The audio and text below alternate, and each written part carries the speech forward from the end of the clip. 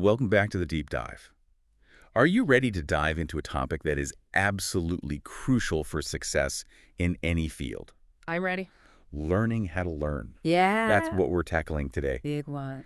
And we've got a fascinating mix of sources for this one. Yeah, we do. Research on the science of learning, practical tips. Right. We even have insights from a university course on this. That's going to be good. So Yeah. are you ready to unlock your learning potential? Absolutely. I mean, what's really fascinating to me is just the sheer volume of information that we have on this topic. It is amazing. It really highlights just how much research and thought has gone into understanding how we learn best. It's incredible. And it really speaks to, I think, the growing recognition that learning isn't just something we do in school. Right. It's a lifelong process. Absolutely.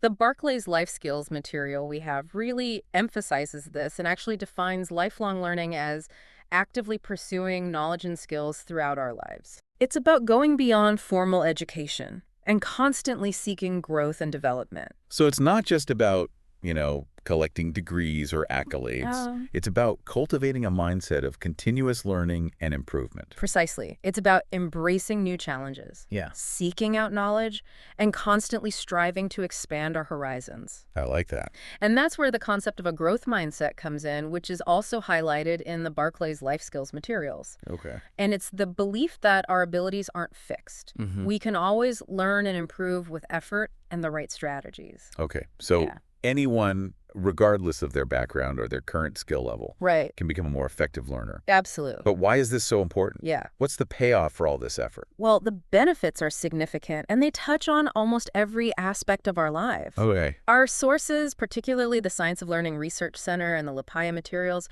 really emphasize the incredible impact lifelong learning has on career success. Career success. Okay, so tell me more about that.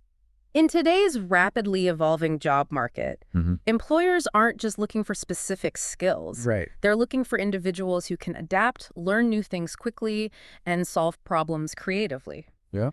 Lifelong learners are those who can keep pace with technological advancements and industry shifts, making them highly valuable to employers. So it's about future-proofing our careers, essentially. Exactly, and there's compelling research to back this up. Okay. For example, a study cited in 20 effective ways found that professionals who participate in educational reimbursement programs earn a staggering 43% higher income on average. 43% higher. Yeah. Wow, that's a pretty significant financial incentive right there. It is. To invest in your learning. Yeah. But it's not just about earning potential, is it? No, it's not. I imagine lifelong learning also has a ripple effect on our personal well-being. Absolutely. The University College London's Institute of Education Research highlights this beautifully. Engaging in learning activities, whether it's taking a course, learning a new language, or simply reading widely, can lead to a greater sense of purpose and fulfillment in life.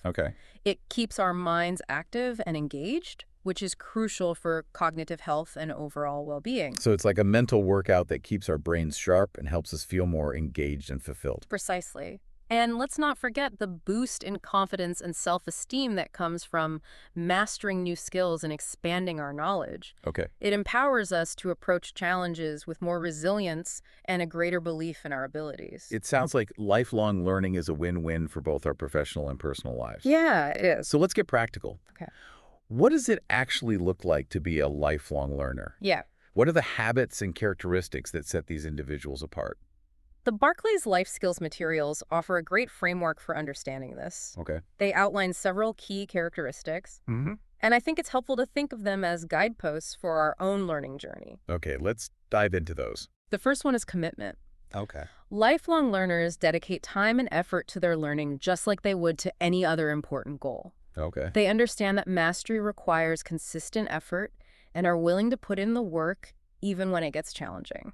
So it's about making learning a priority and sticking with it even when we hit roadblocks. Exactly. And that brings us to the next characteristic, resilience. Lifelong learners don't give up easily. They view setbacks as opportunities to learn and adjust their approach rather than reasons to quit. So it's about having that growth mindset in action, viewing challenges as stepping stones rather than stumbling blocks. Precisely.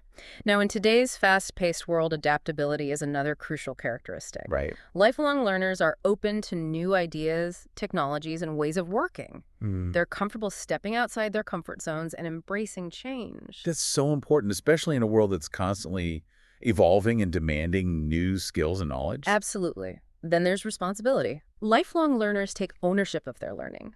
Right. They don't wait for someone to tell them what to learn or how to learn it. Right. They're proactive, seeking out resources and opportunities that align with their goals. They're in the driver's seat of their learning journey, charting their own course. Exactly. Yeah.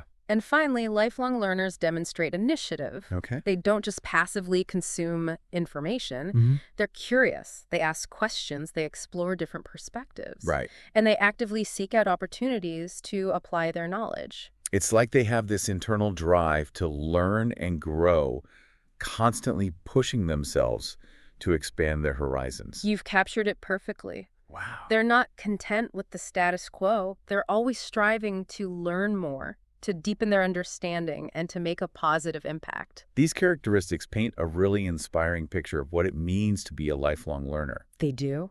But for those of us who are just starting to cultivate this mindset, Right. it can feel a little overwhelming. Yeah. Where do we even begin? Yeah. Are there specific techniques or strategies that can help us become more effective learners? That's a great question, and luckily our sources are packed with evidence-based techniques that can significantly improve our learning process. Okay, perfect. Let's Yes. unlock those techniques. One of the most powerful and well-researched techniques is spaced repetition. Okay. This is all about strategically timing our review sessions to maximize memory retention. Okay, so tell me more about that. Okay. How does spaced repetition work? It leverages a key principle of how our brains work. We tend to forget information quickly, especially if we only encounter it once. Right, I've definitely experienced that cram and forget cycle before exams. We all have. Yeah. But with spaced repetition, we space out our review sessions over increasingly longer intervals. Okay.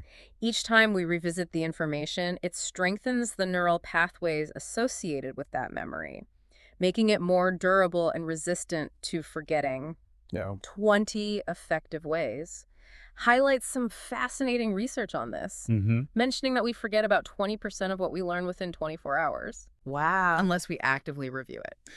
That's a pretty steep drop-off. It is. So spaced repetition is essentially about fighting that forgetting curve by reminding our brains of the information before it fades away. Exactly. It's like giving our brains a little nudge at just the right time to say, hey, remember this. I like that. Yeah, and the more we do this, the stronger those memories become.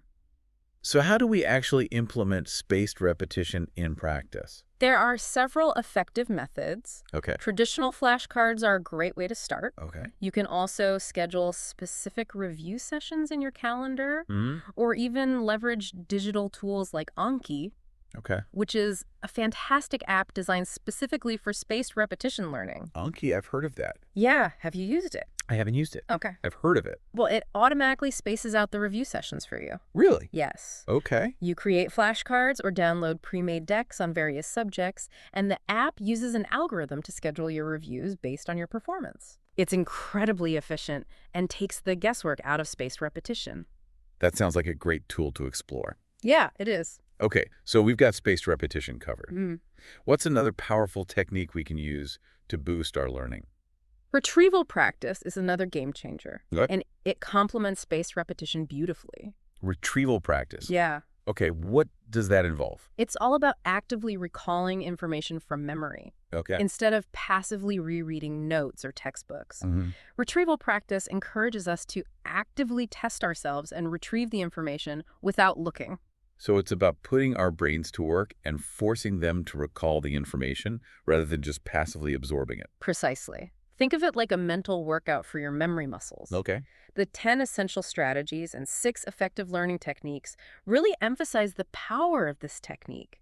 It forces our brains to actively search for the information, which strengthens the neural connections and makes the memories more accessible in the long run. So how do we put retrieval practice into action? Yeah. Are there specific methods we can use? Absolutely. Flashcards are great for retrieval practice as well. Okay. We can also try summarizing information from memory, taking practice quizzes, or even explaining material to someone else. I love the idea of teaching someone else. Yeah. Because it forces you to truly understand the material. It does. And anticipate questions. Exactly. It's a powerful way to solidify learning. Okay. And research backs this up. Okay. Studies have shown that retrieval practice consistently outperforms other study methods, like concept mapping or simply rereading. That's fascinating. Yeah. But it makes sense, though. Yeah. If we're actively trying to recall information, we're engaging more deeply with the material and creating stronger memories. Exactly. And the more effort we put into retrieving the information, Okay. the better we'll remember it in the long run. These are some incredibly valuable techniques. There. What else can we add to our learning toolkit? Let's talk about interleaving. Okay. A technique that might seem counterintuitive, Okay. but is surprisingly effective. Interleaving, that's a new one for me. Yeah. What's the idea behind it? Instead of studying one subject or topic for a long stretch, Okay. interleaving encourages us to switch between different subjects or topics during our study sessions. Oh. So instead of spending 3 hours on math, you might alternate between math history and a foreign language. That's interesting. Yeah. It sounds almost like it would make it harder to focus. It might seem that way, but research suggests it actually helps our brains make connections and retain information more effectively. 20 effective ways. And the 10 essential strategies both highlight studies showing significant benefits from interleaving. So why is that? Well, when we switch between subjects, our brains have to work harder to recall the relevant information. Okay. This effortful retrieval strengthens the memories and makes them more durable. So it's like a mental agility training, forcing our brains to switch gears and access different knowledge compartments. Exactly. It keeps our brains engaged and prevents us from going on autopilot. I see. 20 effective ways. Even cites a study where students who used interleaving performed a remarkable 76% better than those who didn't. 76%. Yeah. That's a huge difference. It is. Okay, I'm definitely adding interleaving to my study routine. Yeah, that's a good one. Okay, what's next on our list of powerful learning techniques? Let's explore practice testing. Okay. A technique that's often misunderstood. Misunderstood. Yeah. How so? Many people think practice tests are only useful when preparing for an actual exam. Okay. But research shows that taking practice tests, even low-stakes ones, Okay. has a powerful effect on both memory and comprehension, regardless of whether there's an exam looming. So I shouldn't wait until the week before an exam to start testing myself. Exactly. The 10 essential strategies and the Science of Learning Research Center materials both emphasize the benefits of incorporating practice testing into our regular learning routine. Cool. It forces us to actively recall and apply information, which strengthens our understanding and helps us identify gaps in our knowledge. It's like a diagnostic tool for our learning, revealing our strengths and weaknesses. Precisely. And one of the most crucial aspects of practice testing is the feedback we receive. Okay. The Science of Learning Research Center materials are particularly insightful on this point. Okay. Reviewing our answers and understanding why we got something right or wrong allows us to correct misconceptions and solidify our learning. So it's not just about taking the test. It's about analyzing our performance and using that feedback to improve. Exactly. The feedback loop is essential for effective learning. Practice testing and feedback. Yeah. These techniques are incredibly powerful. They are. I'm already starting to rethink my approach to learning. Good. What other techniques should we be aware of? Let's dive into chunking. Okay. A technique that's particularly helpful when dealing with large amounts of information or complex skills. Wait, what is chunking all about? It's a strategy for breaking down complex information into smaller, more manageable units. Okay. Learning how to learn and 20 effective ways both highlight the effectiveness of this approach. Our working memory, the part of our brain responsible for processing information, has a limited capacity. Right. It's like trying to juggle too many balls at once. Exactly. By chunking information, we're essentially reducing the cognitive load and making it easier for our brains to process and store the information. Okay, so how do we apply chunking in practice? Let's say you're learning a new language. Okay. Instead of memorizing an entire list of vocabulary words, Right. you might focus on learning a few related words at a time. Okay. You could create groups for food, clothing, or travel, and practice using those words in simple sentences. That makes sense. It's about breaking down the task into smaller, more digestible pieces. Precisely. Or if you're learning a complex skill, Okay. like playing a musical instrument, you might break it down into individual components.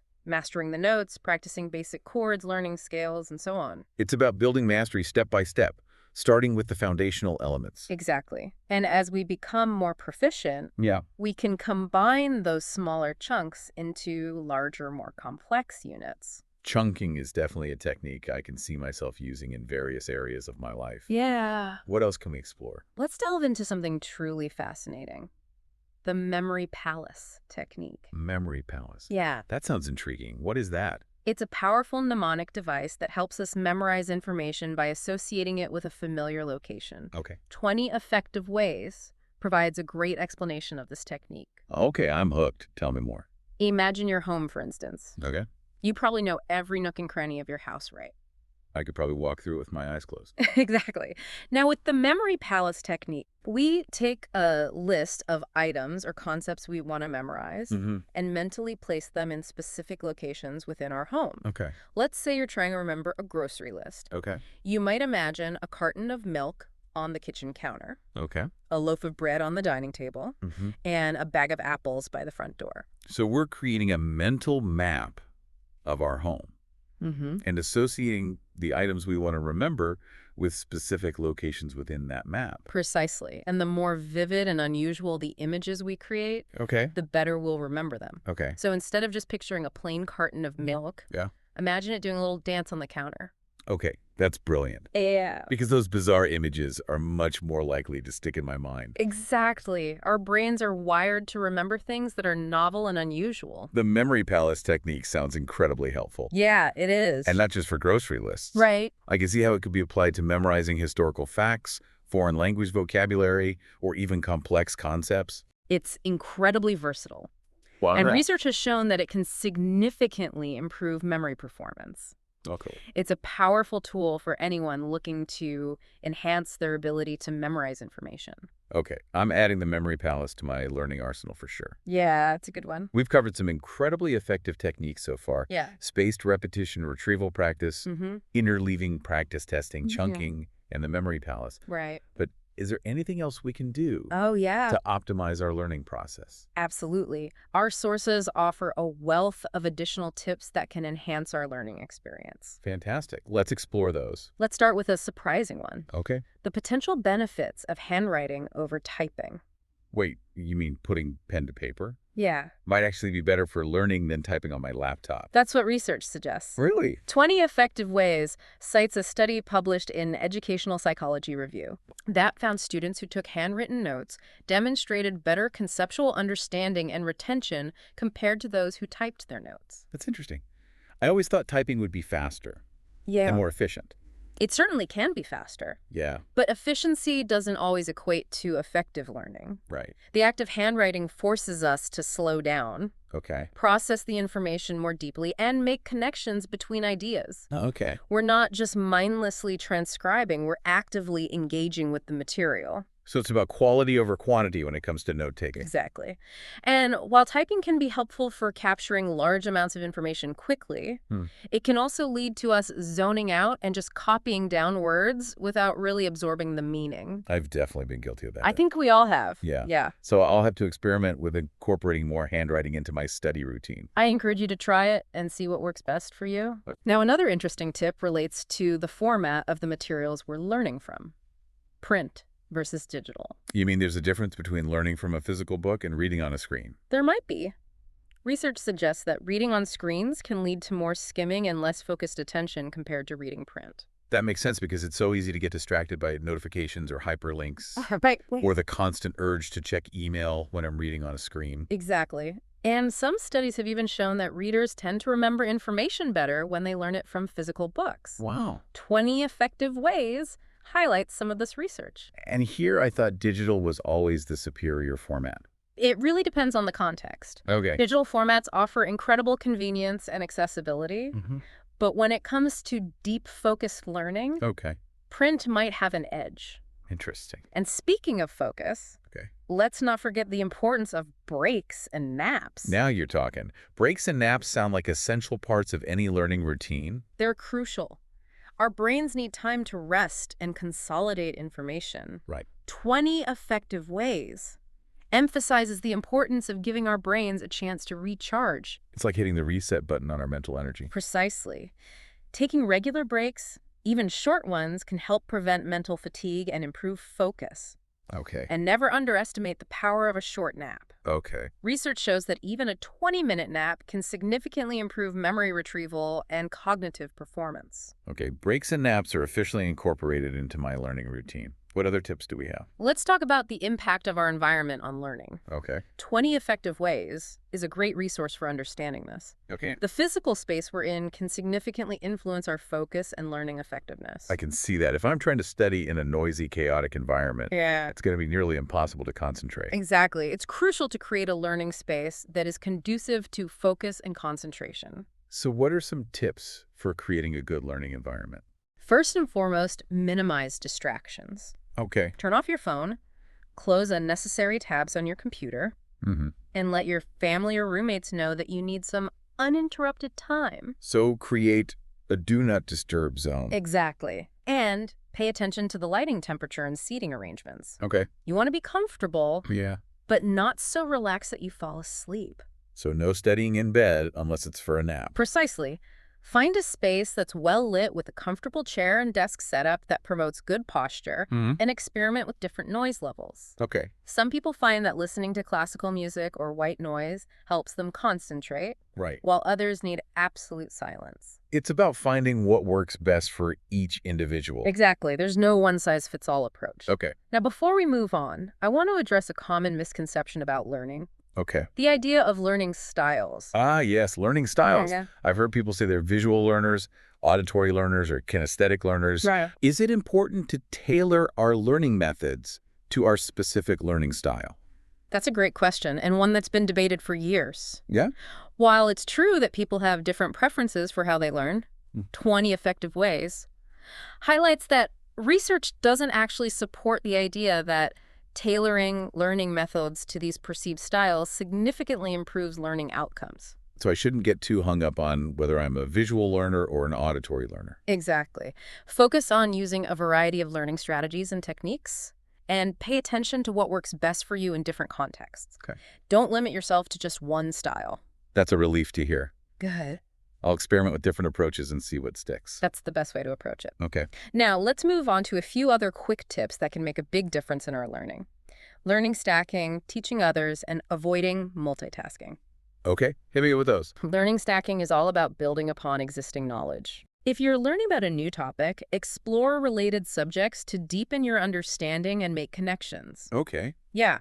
So if you're learning about the history of World War II, you might also read about the political climate in Europe leading up to the war. Okay. Or explore the biographies of key figures involved. So if I'm learning about the history of World War II, Yeah. I might also read about the political climate in Europe leading up to the war, or explore the biographies of key figures involved. Exactly. By connecting the dots and expanding your knowledge base, you'll create a richer and more meaningful understanding of the subject matter. It's like weaving a tapestry of interconnected knowledge. Precisely. Now, teaching others is another powerful technique. Okay. When we explain a concept to someone else, we're forced to organize our thoughts, clarify our understanding, and anticipate questions. Like putting our knowledge to the test and solidifying it in the process. Exactly. 20 Effective Ways really highlights the power of teaching as a learning tool. And it doesn't have to be formal. Right. We can explain concepts to friends, family members, or study partners and still reap the benefits. That's encouraging. Yeah. Okay, now what about multitasking?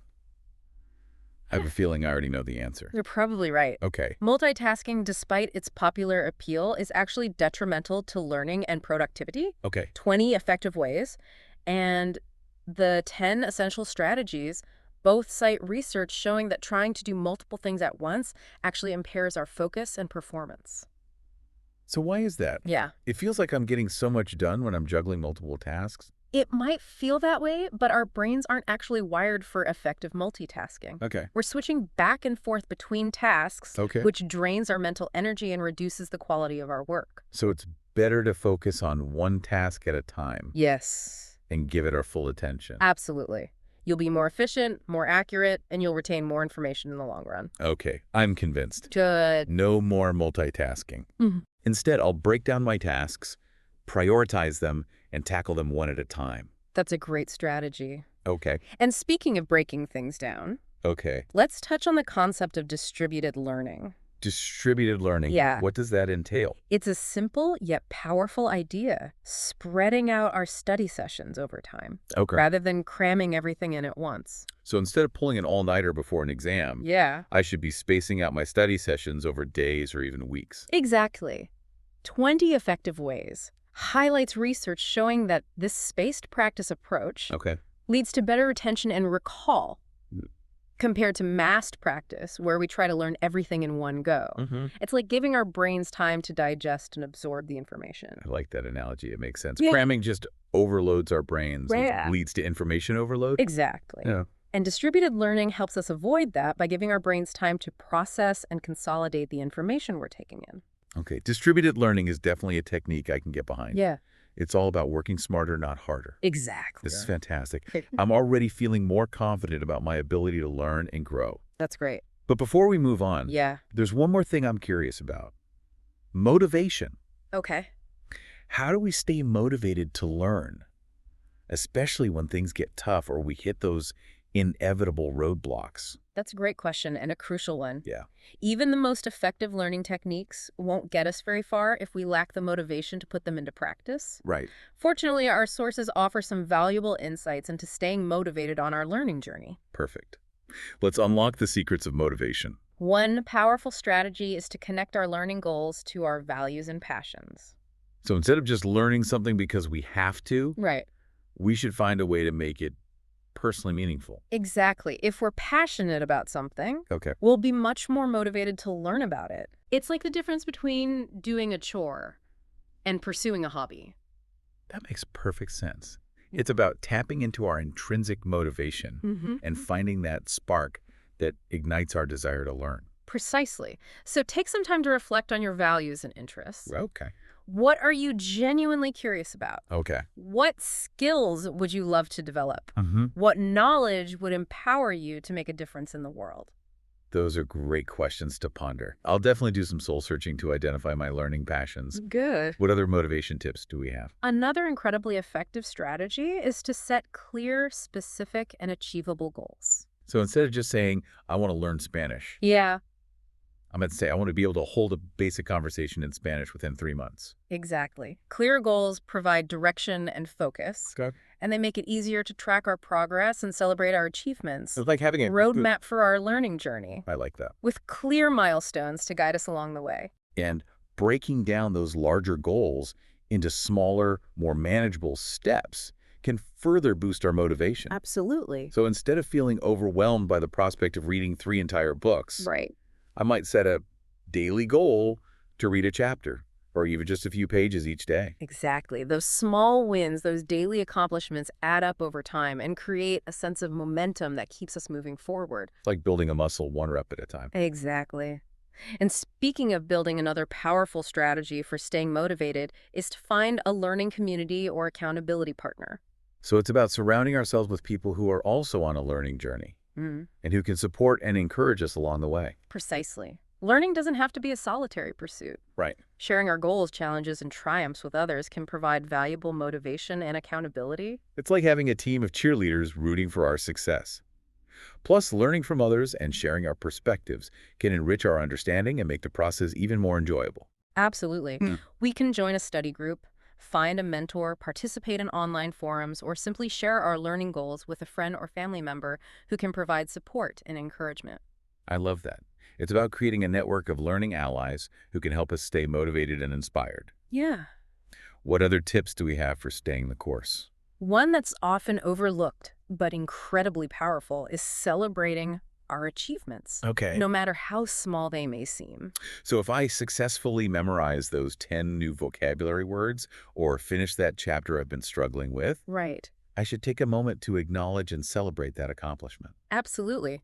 Celebrating our wins, even the small ones, reinforces the positive feelings associated with learning and helps us stay motivated to continue. It's like giving ourselves a pat on the back for a job well done. Exactly. And we can personalize those celebrations to fit our preferences. Okay. Maybe it's a delicious treat, a relaxing break, a fun activity, or simply a moment of reflection and gratitude for our progress. I like that.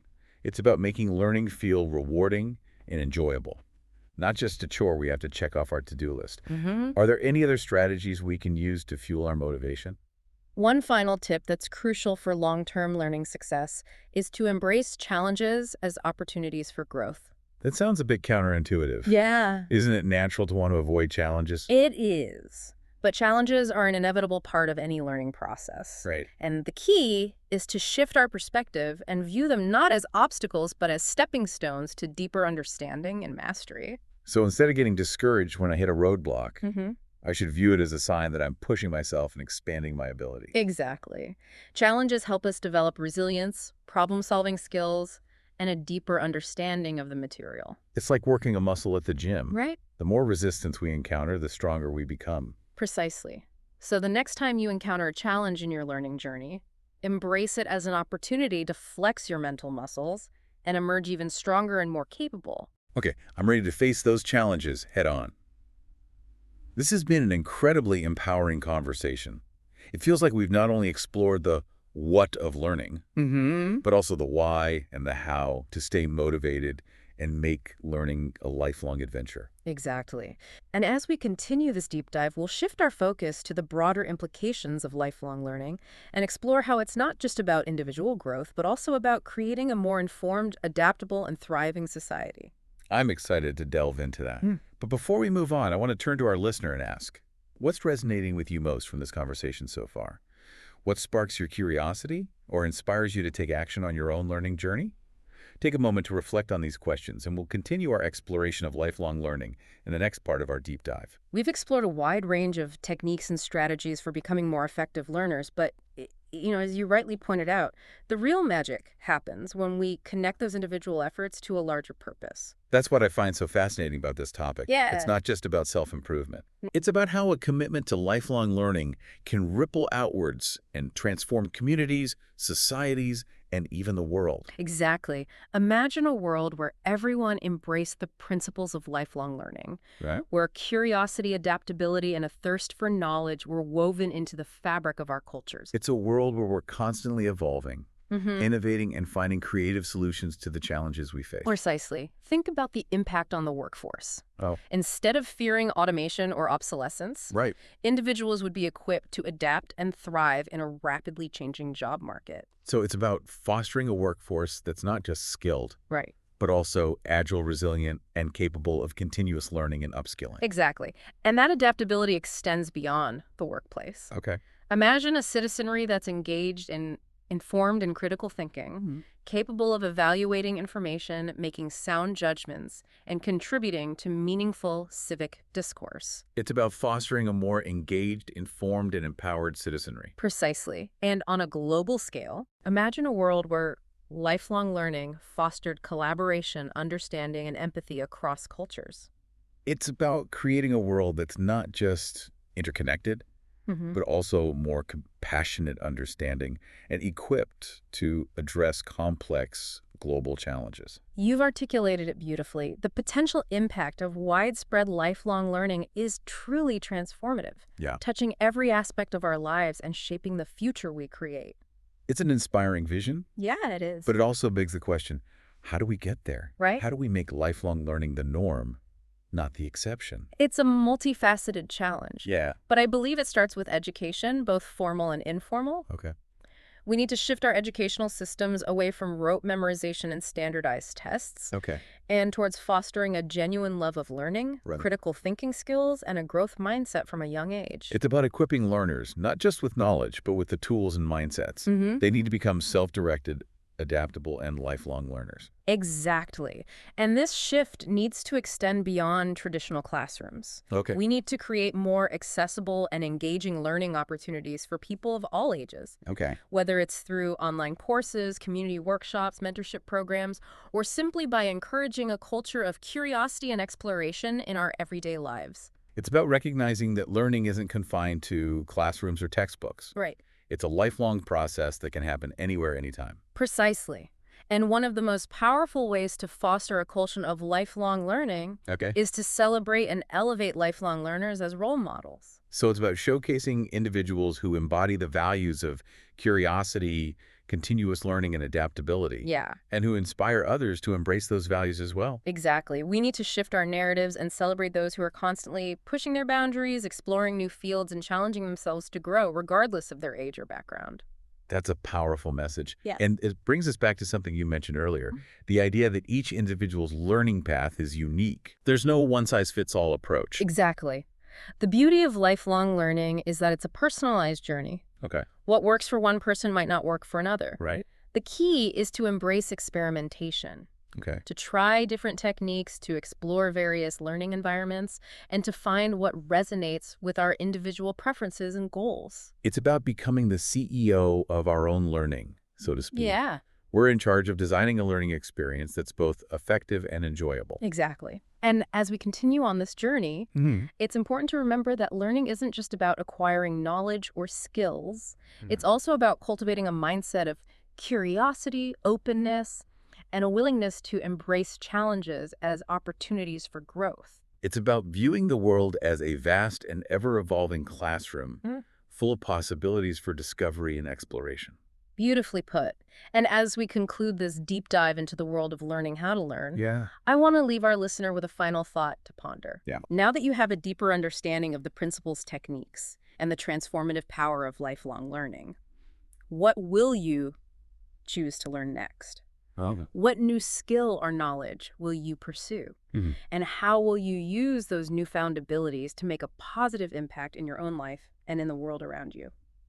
Those are powerful questions to end on. And as you embark on your next learning adventure, remember that you're not alone. Right. There's a whole community of lifelong learners out there ready to support and inspire you along the way. Absolutely. Be sure to explore the show notes for links to all the resources we've mentioned today. And until next time, happy learning.